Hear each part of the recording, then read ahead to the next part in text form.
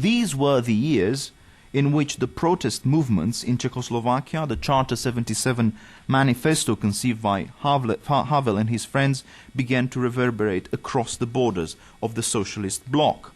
It was in Germany when he got in touch with people working for the Radio Free Europe in France, and especially here I'm referring to the famous couple Monica Lovinescu and Virgil Runca, the major Romanian journalist who worked for the Radio Free Europe in Paris, and Monica Lovinescu being also beaten by the Securitatea, trying to resist, of course, in those gloomy years.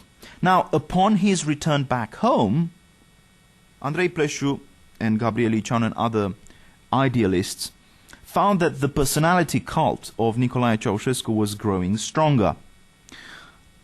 Poverty and misery cast their long shadow over daily life. The conditions of scholars worsened in equal measure with the life of the peasants, dispossessed of their land, dignity and hope. The Minister of Internal Affairs strictly forbade the borrowing or renting of typewriters. One could not own a typewriter in those days.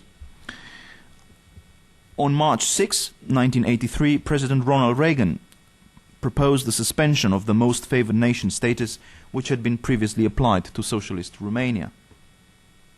In the meantime, with the help of Radio Free Europe, the diaspora, the Romanian diaspora, but the diaspora in general, discovered with great joy and optimism this new generation of philosophers who were not necessarily dissidents in the classical sense of the term, but were trying to provide an alternative model with respect to the definition of the public intellectual. And these young philosophers were trained by a major, crucial figure of Romanian culture, Constantin Noica,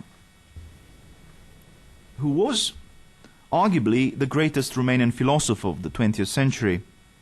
A prodigy attracted first by poetry and literary writings, who in the early 30s received his major from the University of Bucharest with a thesis on Kant, and who also spent long research terms in Paris and Berlin in those years, while writing different scholarly studies on Descartes, Leibniz and Kant.